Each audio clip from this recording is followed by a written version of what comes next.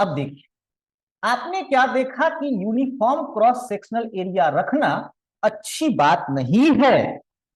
तो to avoid aspiration we came to know that to avoid aspiration cross section needs to be vary. So, which means A2 और A3 को बराबर नहीं रखना है।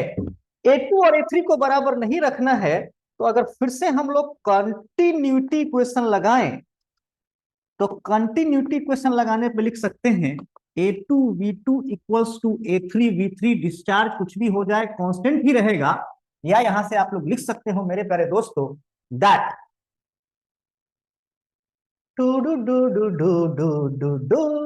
V2 is equal to और V3 is equal to let's say A2 upon A3 into V2। और इसको दूसरे तरीके से भी चाहो तो आप ऐसे लिख सकते हो, लेट्स से इसको ऐसा लिखते हैं, और A2 is equal to A3 upon A2 multiplied by V3, and let's say let R equals to A3 upon A2 is the area ratio to avoid aspiration.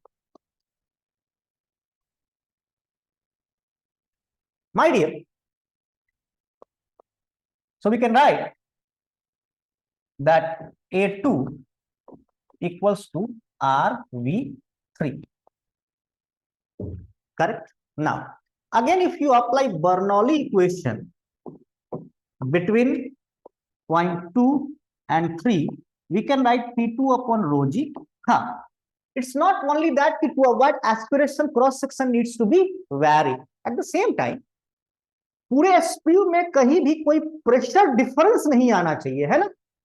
Pressure difference जैसे ही आएगा तो high pressure से low pressure की तरफ metal ही नहीं surrounding की और भी चीजें भागेंगी, और हो सकता है कि उसकी वजह से एस्पिरेशन हो जाए।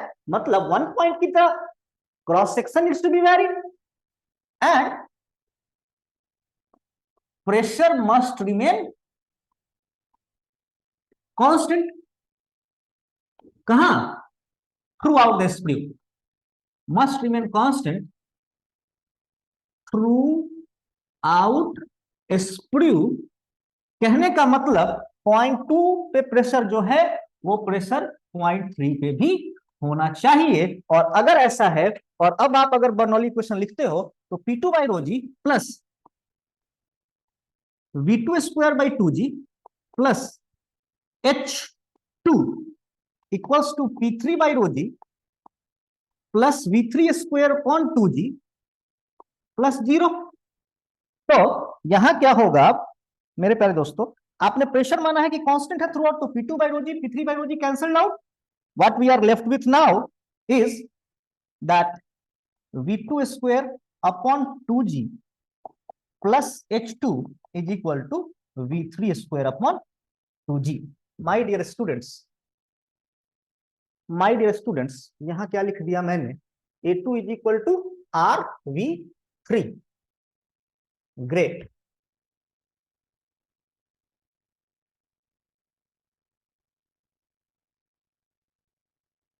ये गलत यहाँ पे थोड़ा सा लिख दिया, सॉरी। ये देखो, ये यहाँ पे जो लिखा ना, ये V2 होगा ना, right. A2 V2 is equal to H3V3। So my dear, ये गलत लिख दिया था, या V2 is equal to A3 by A2 into V3 R A3 upon A2। So this is what my dear, very sorry for this, ये V2। हाँ, तुम लोग भी भैया कंफ्यूज हो गए कि कर क्या दिया सर यार, अरे चलता है वो सब। So V2 is equal to RV3। Clear है? तो हमने क्या लिखा यहाँ, V2 square by 2G plus H2 is equal to V3 square upon 2G। इसी को थोड़ा सा सिंप्लीफाई करो तो क्या मिलेगा, V2 स्क्वायर की जगह हम चाहे तो लिख सकते हैं R square V3 square, V2 को यहां डाला हमने, इस यहां से उठा करके, divide by 2G then plus H2 is equal to V3 square upon 2G. Or my dear, from here you can write that, you see, R square V3 square. You see, ये जो सेटअप था हमारा, ये कुछ ऐसा दिख रहा था, मैं रफली स्केच कर रहा हूं.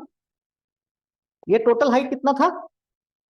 HP 0.1, 0.2, 0.3, और हमने ये मान के रखा है कि level of metal in pouring basin is always maintained.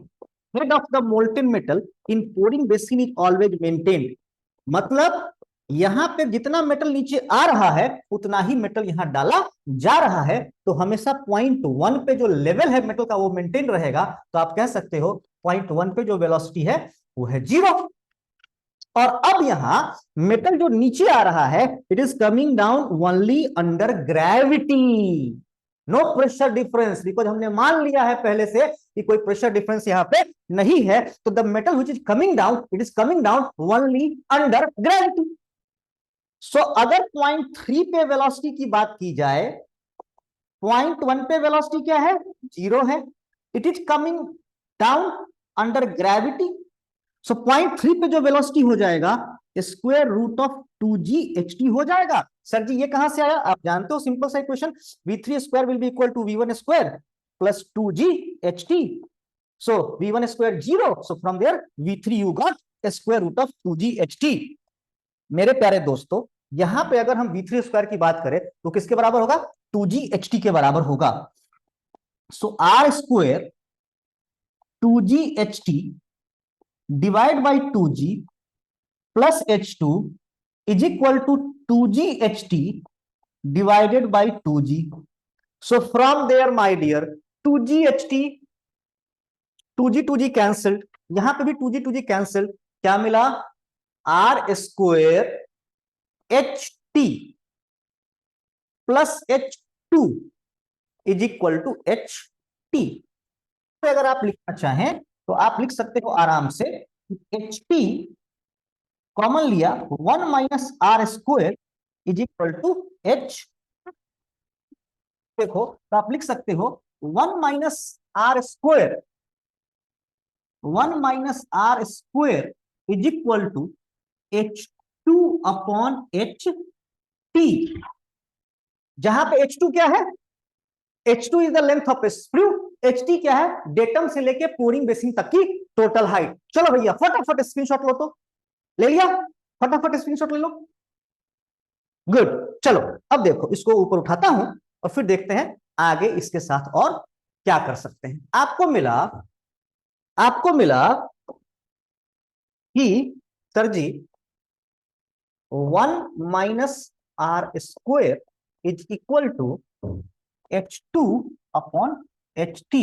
From here, dear, we can write R square is equal to 1 minus H2 upon HT, or we can write R square is equal to HT minus H2 upon HT. और देखो भाई, आपको दिखाता हूं. HT minus H2 किसके बराबर होगा? H1 के बराबर होगा.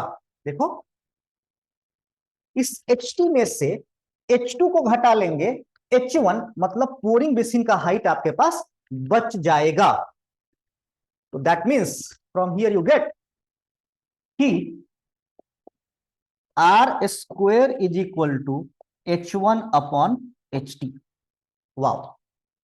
R equal to A3 upon A2, which will become equal to square root of H1 upon HT. क्या मिला? हमें मिला area ratio to avoid aspiration. ये हमें मिला R is equal to A3 upon A2 is equal to square root of H1 pouring basin height divided by HT total height, which also means that A3 is equal to A2 multiplied by square root of H1 upon HT. If you look at this equation, what do you observe? कि इस equation को देख के आपको क्या दिखता है, ये दिखता है कि जो एरिया यू सी H1 जो होगा वो हमेशा छोटा होगा H2 से, इसमें तो कोई शक ही नहीं है। मतलब one thing that A3 has to be less than A2। मोreover this variation, looking at that equation, square root term लग गया, तो this variation square root term लग गया, तो इक्वेशन देख के लग रहा है हैज टू बी पैराबोलिक। मतलब जो स्प्रू बनना चाहिए उसका क्रॉस सेक्शन कुछ यूं वैरी करना चाहिए। यह है A2, यह है A3, वेरिएशन होना चाहिए पैराबोलिक। बट प्रॉब्लम क्या है कि एक सैंड मोल्ड के अंदर, प्रॉब्लम यह है कि एक सैंड मोल्ड के अंदर अगर आप इस तरीके से एक वर्टिकल चैनल को कट करना चाहते हैं, इस तरह से आप एक वर्टिकल चैनल को कट करना चाहते हैं जो कि कैसा दिखे, पैराबोलिक दिखे, तो ऐसे स्प्रू को कट करना यहां पे, ऐसे स्प्रू को कट करना यहां पे आसान नहीं होगा। ठीक है, ऐसे स्प्रू को कट करना यहां पे आसान नहीं होगा। किसी भी तरीके से अगर आप कट भी कर लेंगे, स्ट्रेंथ यहां पे कम होगी, तो साइड से जो सैंड मोल्ड मटेरियल है उसके ब्रेक होने के चांसेस होंगे। बट एक्चुअल में तो होना वेरिएशन ऐसा चाहिए। और आप कह सकते हैं ये जो पैराबोलिक वेरिएशन है, क्योंकि ऐसा करवाना सैंड मोल्ड के अंदर, ऐसा वर्टिकल चैनल बनाना थोड़ा मुश्किल काम है, तो हम कहते हैं कि आइडियली इस तरीके से वेरिएशन होना चाहिए। लेकिन since it is relatively tough to design such sort of sprue vertical channel, it is tough to cut such sort of parabolic sprue. So what we do is, in actual practical cases we simply make it tapered. In actual cases we make it tapered. समझ में आ रही है बात? और अगर you see even if making the tapered sprue is difficult, तो हम क्या करेंगे, स्ट्रेट स्प्रू ही डिजाइन करेंगे। सुनो मेरे प्यारे दोस्तों, क्या करेंगे, स्ट्रेट स्प्रू ही डिजाइन करेंगे। If even it is difficult to make tapered sprue, तो no problem, we will make this sprue with uniform cross section, but the problem is this will aspirate. So to avoid that aspiration, if you have a straight sprue, you can do one thing like this by using this formula, r is equal to 3 by upon a2 is equal to square root of h1 upon h3. But अगर ये भी मुश्किल हो बनाना, मान लो टूट जा रहा हो सैंड मोल्ड ऐसा करने से, तो फिर कोई चांस नहीं है, आपको रखना होगा टैपर्ड स्प्रू ही, सॉरी स्ट्रेट स्प्रू ही। लेकिन अगर आप चाहते हो यहां पे भी स्प्रू में एस्पिरेशन को अवॉइड करवाना, तो again we can do one more thing. ये एस्पिरेशन क्यों हो रहा है, यहां एस्पिरेशन हो रहा है 0.2 पे प्रेशर के निगेटिव हो जाने से।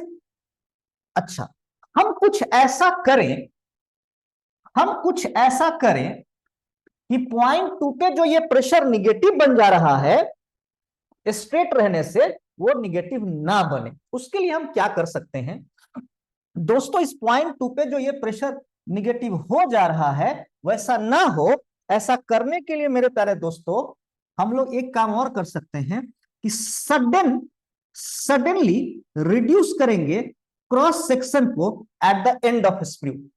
सडनली रिड्यूस करेंगे क्रॉस सेक्शन को at the end of sprue. ये जो sudden reduction in cross section कर रहे हो, sudden reduction in cross section जो आप कर रहे हो at the end of sprue, ऐसा करने से सर जी हो क्या जाएगा, ऐसा करने से मेरे प्यारे दोस्तों यहां पे बैक प्रेशर क्रिएट होगा। क्या होगा, ऐसा करने से यहां पे बैक प्रेशर क्रिएट होगा। इस बैक प्रेशर के क्रिएट होने से क्या होगा, तो इस बैक प्रेशर के क्रिएट होने से यहां पे जो प्रेशर पॉइंट 2 पे निगेटिव हो जा रहा था, this negative pressure will be balanced by this back pressure, और उस या तो वो निगेटिव प्रेशर बहुत कम हो जाएगा, मतलब कि वैक्यूम जो वहां पे बन रहा था वो कम हो जाएगा, उसकी इंटेंसिटी कम हो जाएगी, या तो फिर वो खत्म ही हो जाएगा। इस तरीके से इस क्रॉस सेक्शन को हम घटाएंगे कि वहां जो निगेटिव प्रेशर बन रहा था वो उस बैक प्रेशर से खत्म ही हो जाए। इस तरीके से इस क्रॉस सेक्शन को यहाँ सडनली घटाया जाएगा, और ये जो sudden reduction in cross section यहाँ कर रहे हो, इसी को कहते हैं हम लोग चोक को प्रोवाइड करना। क्या कहते हैं? चोक को प्रोवाइड करना भाइयों। ऐसे कॉन्सेप्ट्स होते हैं मेटल कास्टिंग में। क्यों आप स्क्रू के एंड पे चोक दे रहे हो? अब आपको आज जाकर के जिंदगी में पहली बार पता चला, नहीं तो लोग तो बस चोक का नाम बस सुनते हैं, समझते नहीं। समझ में आ गई बात? एस्पिरेशन इफेक्ट इस सेशन में, चोक के बारे में आपने इस सेशन में बहुत प्यार से समझा। दोस्तों ऐसे ही लेक्चर्स देखते रहने के लिए इस चैनल को सब्सक्राइब कीजिए, इस वीडियो को लाइक कीजिए, शेयर कीजिए। मिलते हैं अगले सेशन में। Thank you very much.